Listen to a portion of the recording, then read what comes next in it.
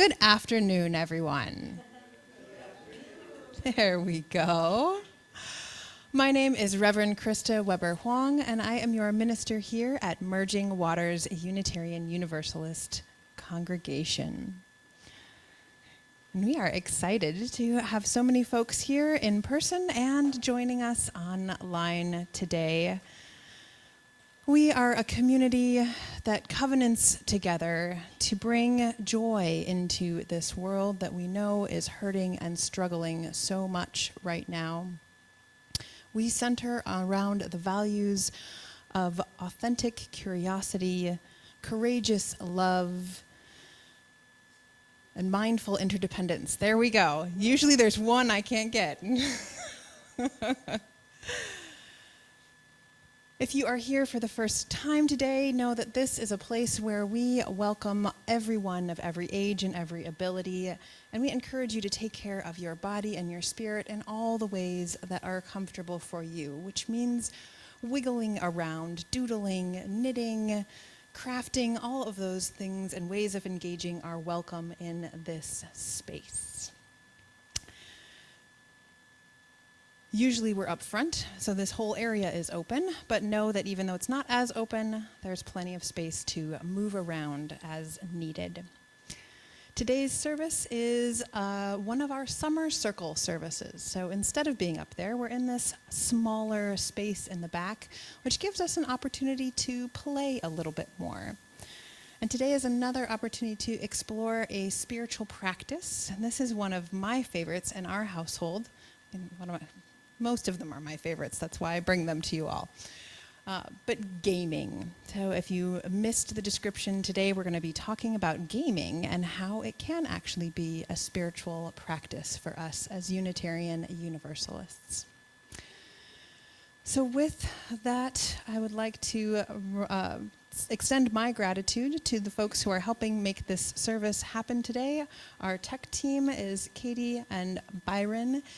And Janice Sancott also helps with the slides along with Katie. And Bruce is on music and piano today. And I am throwing them some fun curveballs this morning, so we're all going to practice learning together.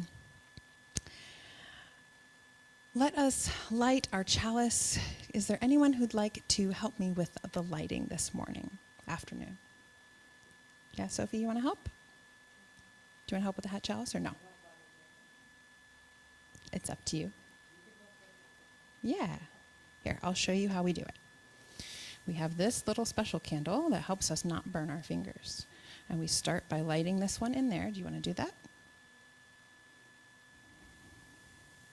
Very good.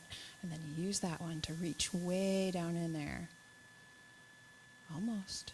Whoop. Try again. It needs air. So we have to hold it up against there and also make sure it's getting air at the same time. It's almost like a little game. The nice thing is you can try as many times as we need to get it. There you go. Oh, almost. Let's try holding it next to it this time and see what happens instead of right on top. Oh, hold on. I'm going to try something different.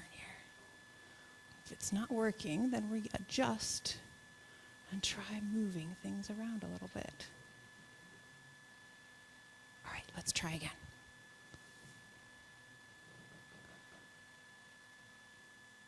Oh, so close, I saw it spark. I'm going to try holding it down here for you. Yeah, is that a better angle?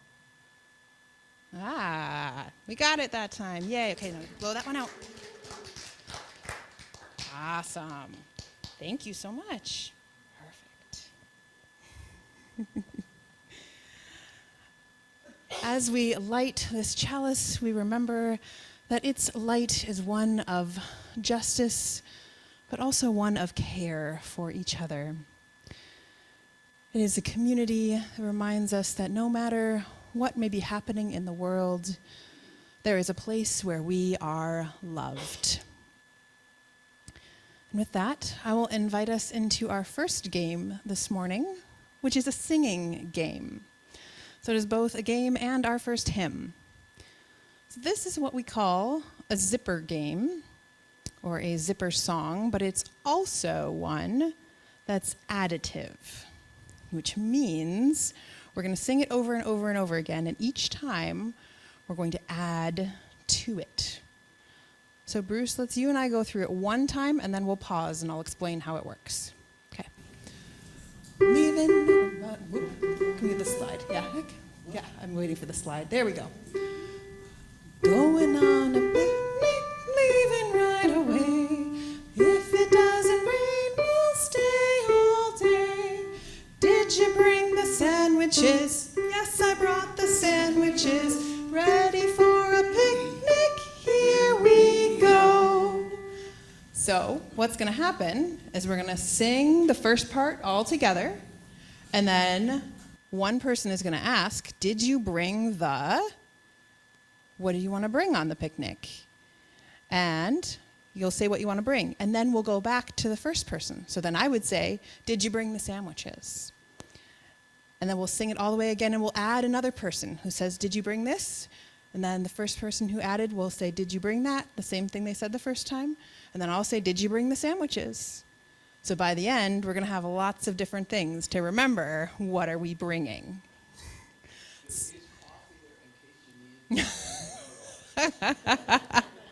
So I think, for simplicity's sake, can I have 5 volunteers to come up and play the picnic game song with me? I've got 2, 3, 4, 5. Great. Do I have anyone from online who's interested? Or we've got a sparse crowd online today, which is okay.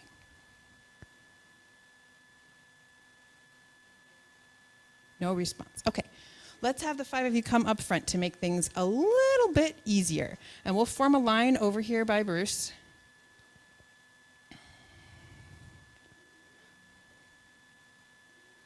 So we're going to start the first time with me just doing sandwiches again, and then the second time it'll be Lois's turn, and then back, and then we'll keep adding down the line, okay?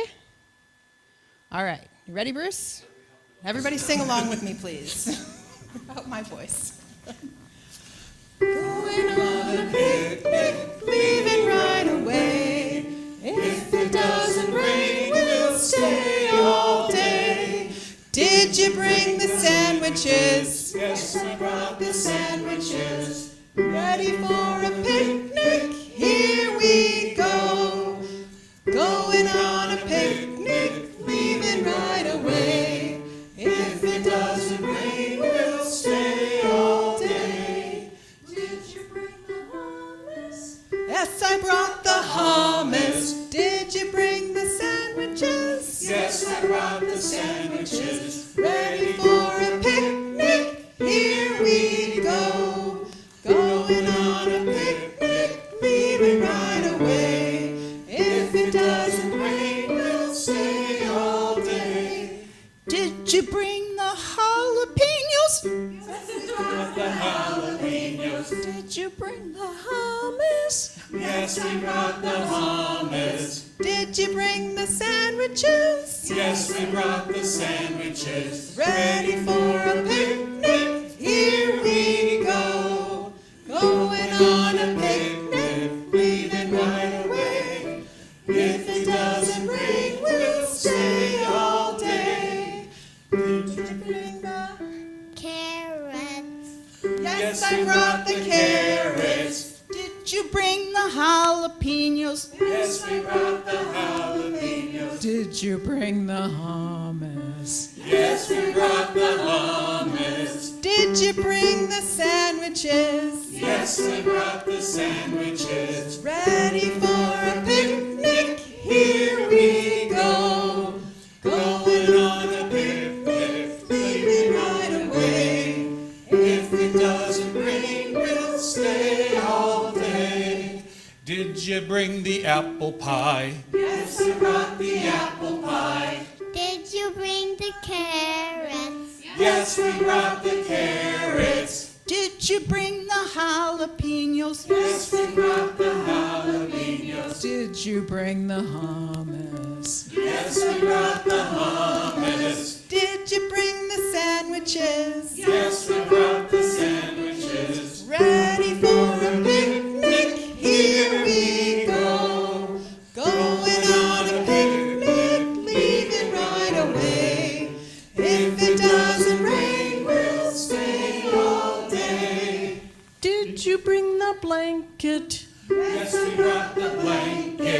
Did you bring the apple pie? Did you bring the carrots? Yes, we brought the carrots. Did you bring the jalapenos? Yes, we brought the jalapenos. Did you bring the hummus? Yes, we brought the hummus. Did you bring the sandwiches? Yes, we brought the sandwiches. Ready for a picnic? Here we go.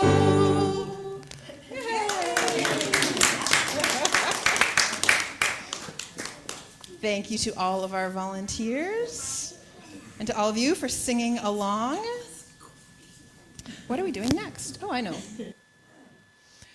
We're going to keep playing, and I need 5 different volunteers. And again, we can definitely include people from online. This time, we are going to play a little charades/Pictionary. You get to choose. Got a little crackle. So who would like to play a little charades or Pictionary this morning? All right, Marie, let's do 5 volunteers. Raise your hand, and let's see if we can have different volunteers if we have that many people. You don't have to stand and wait. Well, keep in mind. Yeah, we'll come up here, Marie. We've got markers and a flip chart if you want to do Pictionary, or you can do charades if you want to act it out. So the words we have today are all UU words. You can have a turn after Marie. Some of them are our values. Some of them are things that we like. Some of them are ways that we like to interact with each other. It's what's important to us as Unitarian Universalists. So, no looking. And if you don't know the word, you can always redraw. We're playing by the kind rules today. You good with that one? Do you want to draw or write or act it out?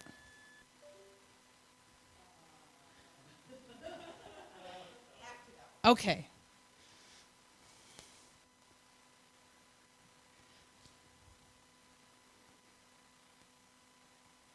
You.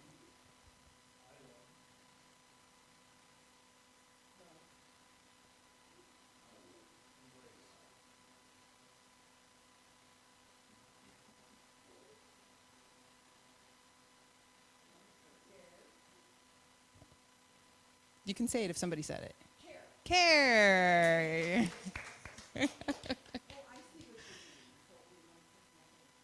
Yeah, it's okay. All right. Sophie, you want to draw one? Okay.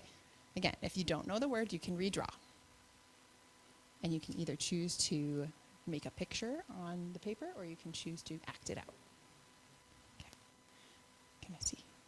Do you know what that word is?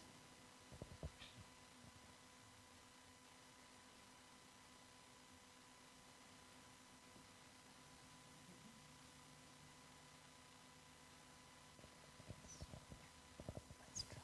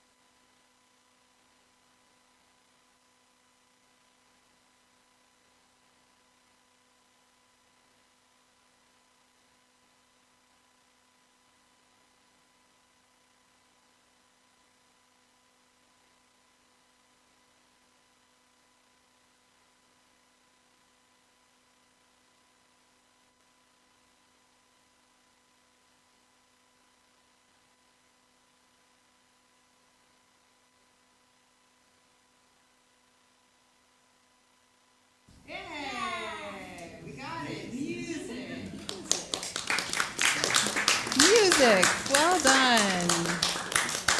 Good job. You want a high five? Awesome. Never do it again. She did a great job. Let's give somebody else a chance. Who else do we have? Bruce.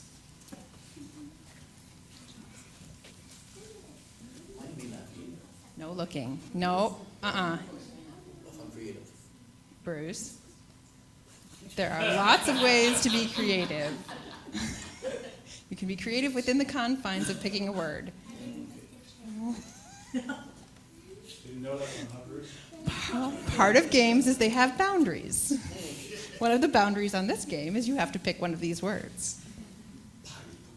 I know.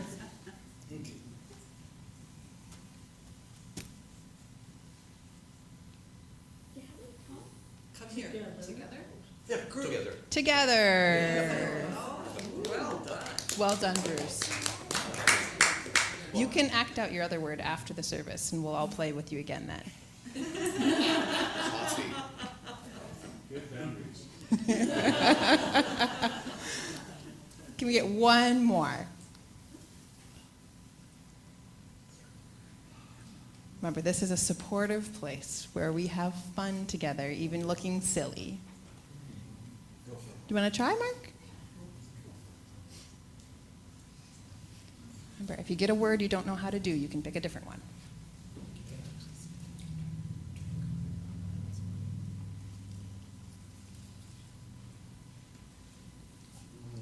Do you want to do a different one, or is that one okay?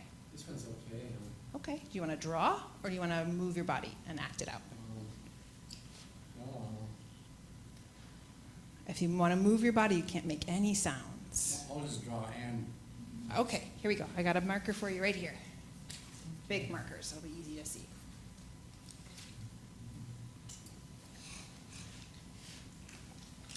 maybe I'll just do that and then, oops, Oh, so you pointed at the picture already there. yeah, this is clue. We're all seated. Choir. Yeah. Singing. Whoa, we got that one fast. Nice.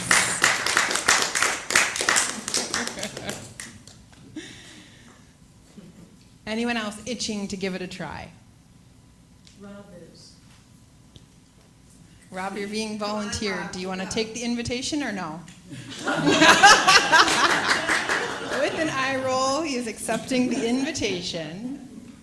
We always have the option to pass in this space. I don't feel an option right now. You can pass if you want, Rob. I will support that boundary if you want to set that boundary. Act or draw. I got it. You got it? Okay. You want to draw or act it out?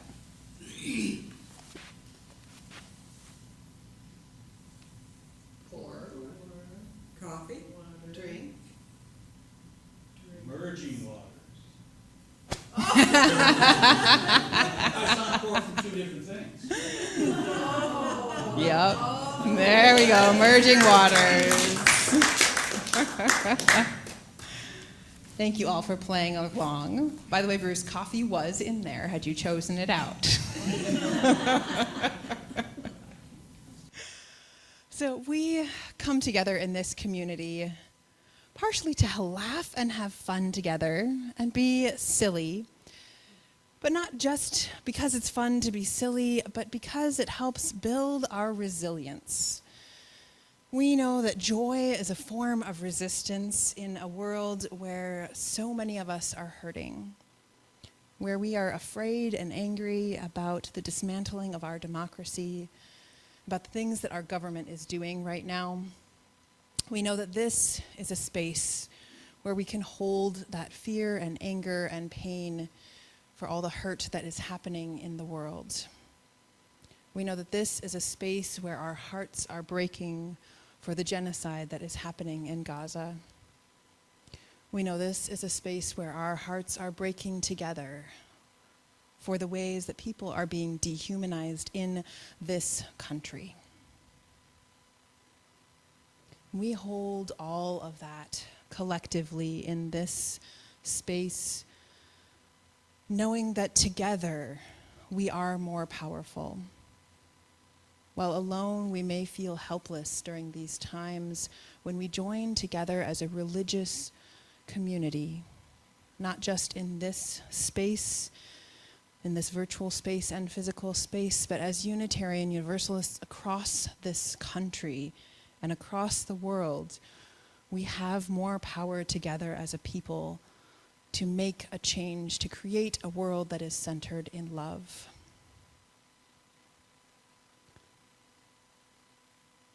I'm inviting us into a time of joys and sorrows where we hold all of these things in community together. It is our practice here to share our individual joys and sorrows in addition to knowing that we hold these collective joys and sorrows. But before I invite us into the individual sharing, I want to invite us to say together those responsive words that we say when each of us share individually, as a prayer, as a hope, going out to the world. Join me in saying together, "We hold you in love."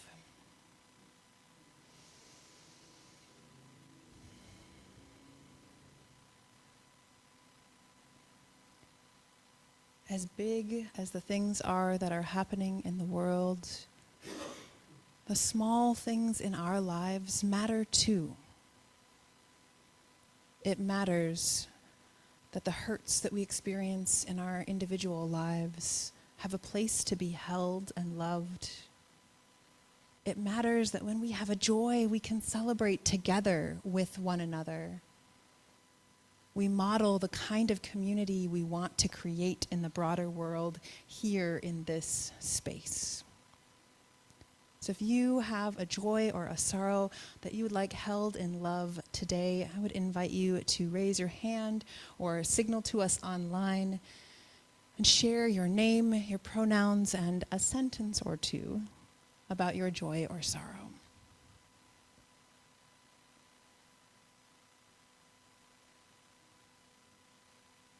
I see Kevin and then Lynn. Hi, I'm Kevin, he, him. Joy, sorrow, confusion. I was just at my father-in-law's, and we had a nice visit. I actually got him into a wheelchair and took him around to the lake and back. And then he ate some lunch for me, and then he needed some time on the toilet, and I was able to take care of him. But it's so hard that with more attention and more time, he thrives. And yet, how do you balance your life and his needs? And so it's a joy to still have him with us, and yet it's difficult too. We hold you in love.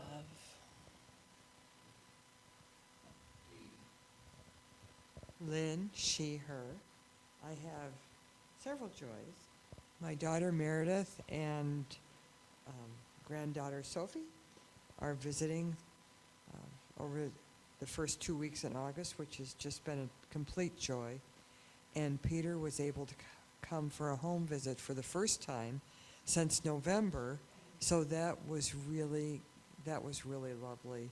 Although I hear what Kevin is saying about the responsibility of that and how challenging it can be too, but we're really grateful that he could be home for even a few hours.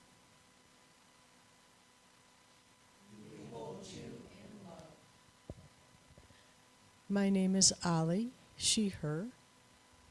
Last week I said that I had an ear infection and my ear was completely plugged. Today it opened.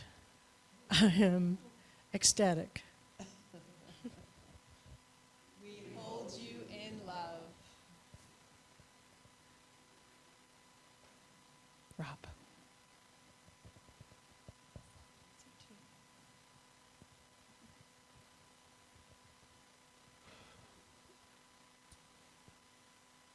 My youngest son, who began life as my grandson until we adopted him when he was 7 or 8 months old. It's just very attractive biracial male who's charming, which he has a partner and they've been together for 10 years and they've pulled 2 marriage licenses and just haven't figured out how to do it. But he came over for the 3rd straight Saturday to help me hang pictures in my new apartment. And he has a sore thumb, and I don't. We hold you in love. Polly, whenever you're ready, if you'd like to go ahead and unmute and share with us online. Hi, I'm Polly, she, her. I tried, some old friends of mine had a sweat yesterday. Never done anything like that before. But I thought I'd give it a try. And I did. And I was able to let some pain go, but just kind of left feeling open and vulnerable today. That's it. We hold you in love.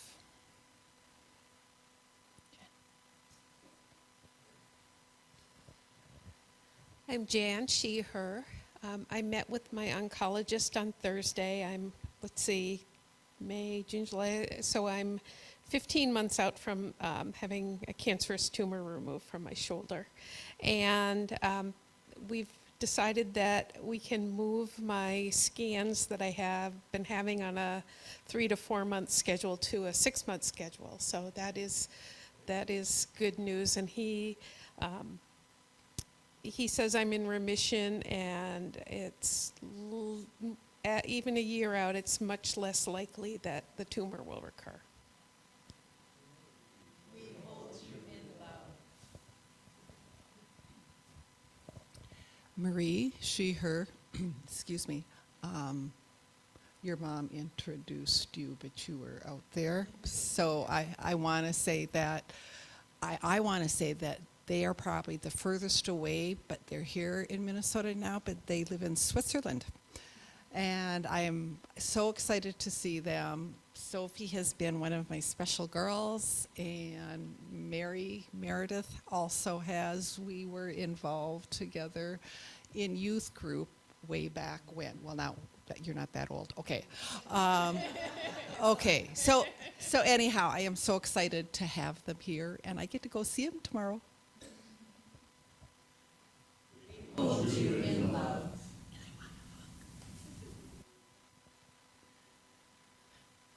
Anyone else?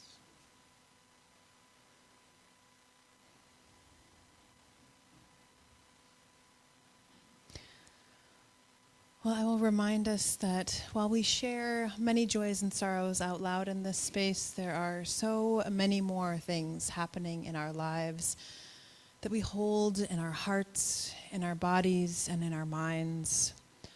So for all of those unspoken joys and sorrows, let us say once again all together, we hold you in love. I'm going to invite us into just a moment of silence together, and then we'll have a reflective hymn.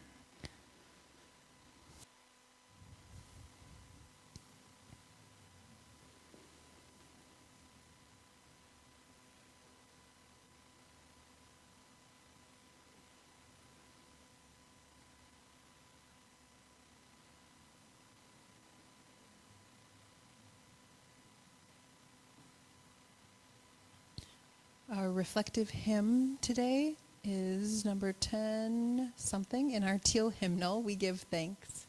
If anyone would like a hymnal, they're back on the cart there. Otherwise, the words will be up on our screen. And I invite you to stand, willing and able. 10:10, we give thanks. Marie?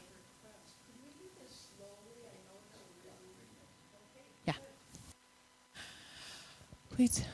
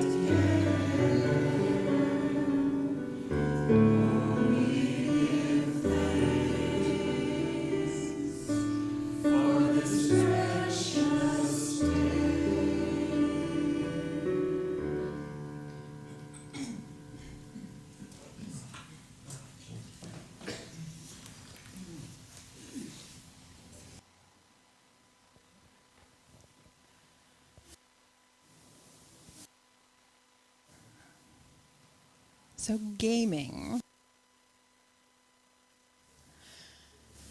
can take on many. I've got my list of types of games, but I thought it would be fun to have you help me brainstorm with what are some of your favorite games, either the kinds of games you like to play or specific games that are your favorites. So I'm going to ask folks to shout them out, and then I'll say them back into the mic rather than running the microphone around. So what kind of games? Scrabble. Monopoly. Risk. Oh, we've got a gamer. Boggle. Foursquare. Jenga. Trivial Pursuit. Outfox. Yeah, that's a fun one. Oh, Red Rover. Chess and checkers. Mm-hmm. Blockhead. Kick the can. Hide and seek. Mm-hmm. Capture the flag. Football. Baseball. We already did kick the can, but good, yes. Hopscotch. Take it. Tag. Mm-hmm. Kickball. Peekaboo. That's popular in our house right now.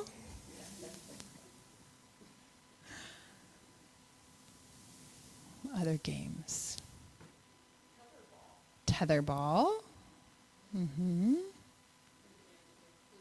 Clue from Janice.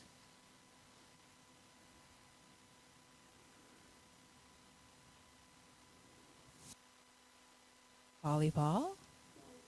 Life. The game of life, yes. Solitaire. Cribbage. I have that one down here. Five-hander. 52 pickup, Bruce. It's kind of a game. Don't teach that one to Felix.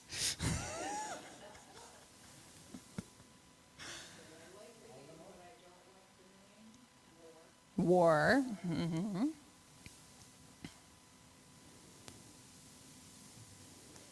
These are great games. I see we do have some folks who like to do different kinds of games, which is great.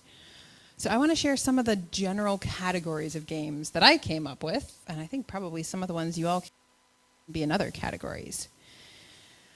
But things like sports, we had a lot of sports, card games, word games, improv games, artistic games, strategy games, I know I heard a couple of those, cooperative games, wagering or trick-taking games, storytelling games, and computer games. I think there's probably a number of other categories. I heard some today. So why do we have so many types of games? It seems to be a little bit hardwired into what it is to be human. And not just human, there are many animals that play games too, that we know of. Dolphins, particularly, love to play games, and other primates, but your dogs will play fetch, cats even. Gaming is really fascinating because it hits on this primal level that's really basic and simple to learning how to interact with other people. Right? When I throw and he throws it back, that give and receive is such an early form of learning how to communicate, how to share, also your body sometimes, how to be in the world around you. And then as we get older, we get more and more complicated games. And these games serve many, many purposes. So some of them can create a tune to get us all thinking and acting in the same general way, right? When you have a sports team, they all need to be attuned to what's happening in the game and what's happening with each other so that they can move together. This was one of my favorite things about playing volleyball. Game that I shared the space with the other people and shared the volley back and forth and back and forth. Games bring us into the moment. They allow us both to be very present to what's happening in the moment and also to escape a little bit from all the other things that might be happening out in the world. Right? They can be really, really meditative and good for our brains. Right? That is often what meditation is, right? Is bringing yourself back into the moment over and over and over again. When I played tennis in high school, it was a meditative practice. You have to be in one point, and it happens fast, and then you have to let go of whatever happened in that and bring yourself into the next one, ready to begin again and begin anew. So games can actually be this meditative practice.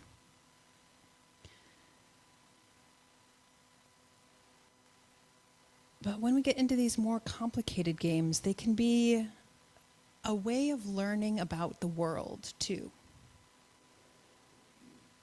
Right? We learn about cause and effect, right? What happens if we do this in a game? But some of games nowadays can actually teach us things about the world.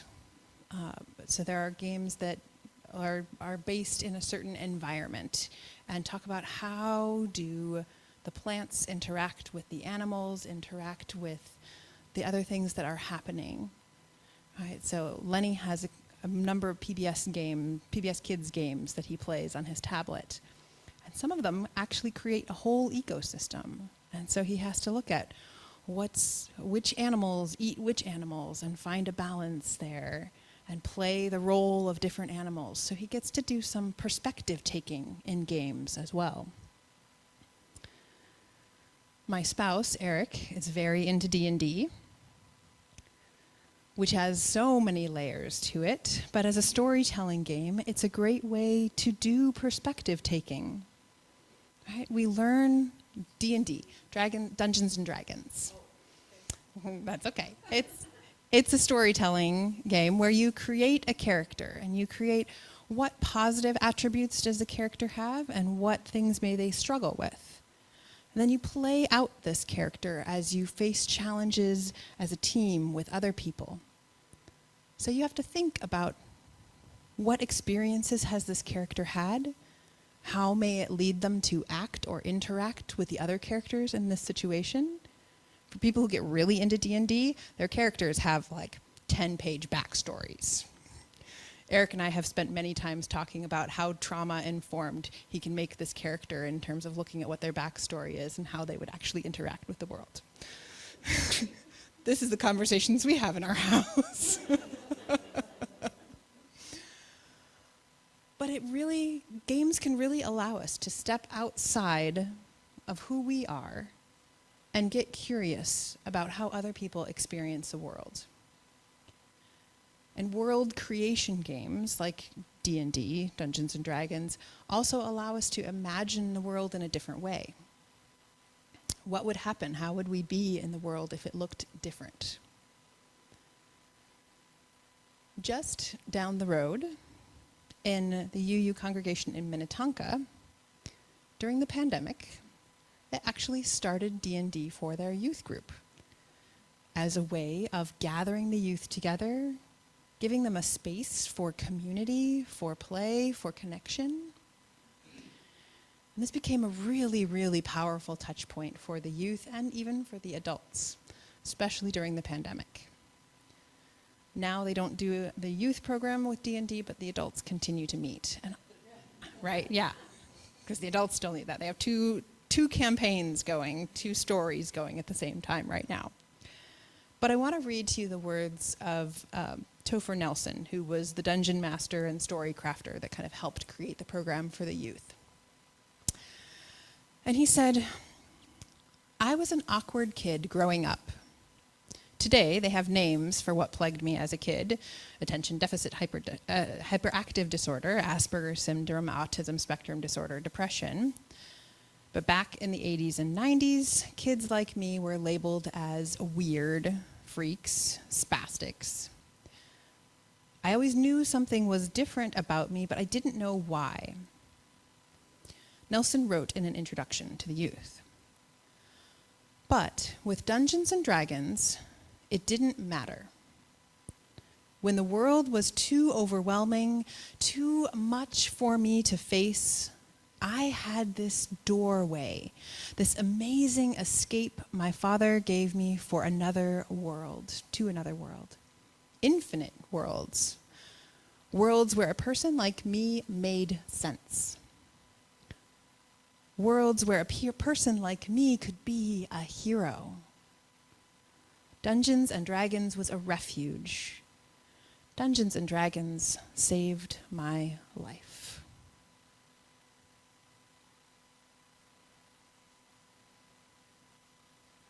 I think it's too easy sometimes to think games are just games and they're simple and we do them and then we put them away. Not realizing how much they can impact our lives. How much they can help us create community and learn about one another and ourselves through playing. When my spouse and I were first dating, and until our kids were too old for us to be able to focus on games very much, we did a lot of game playing between us. And it taught us what our levels of risk were and how to communicate through challenges where we saw things differently. Games create a low-stakes environment where we can practice communicating. We can practice what it feels like to be uncomfortable, what it feels like to have conflict, and how we come to the table and communicate with those concerns. It helps us practice different tools for emotional regulation, for how do we deal with when we get upset, when we feel frustrated, when we feel hurt, when we don't feel heard, in a way that is once removed from something that might feel personal and important. Right? It's not actually our lives, it's just a game. But the skills we practice, the things we learn about ourselves, the ways we are with one another in games are real and can translate into what we do in the world. Another one of the games we played a lot is called Pandemic. We had to stop playing this one in 2020. But it taught us about resource allocation and the ways that we would move things around the world and outbreaks and how they came up and finding cures and dispersing cures and how easily it was to fail at all of this. And so there's these amazing parallels with games and real life. The games are also present in religious community, and they have been for all of time. Sometimes we play games to honor the seasons of our lives. We play games in the past have been played to honor certain gods or certain holidays. They're just core to who we are.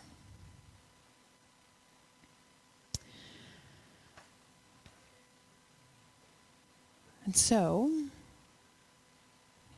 I want to share one more game with you before I close out our service for the day. And it's a game that is deeply rooted in culture, religion, called Mahjong. So this Mahjong set that belonged to Eric's grandmother. I think it came over from Taiwan, although we're not entirely sure how old this one is. It's a mini one. And each of these tiles has either a symbol or a number on it. And they all have both a surface meaning for how they interact with each other in the game, but a deeper cultural meaning as well. There are stories associated with these tiles. There is the memory of a whole culture. There's a pattern of interacting with one another and what that means and what that feels like in the world. So this week, I invite you to find a game to play.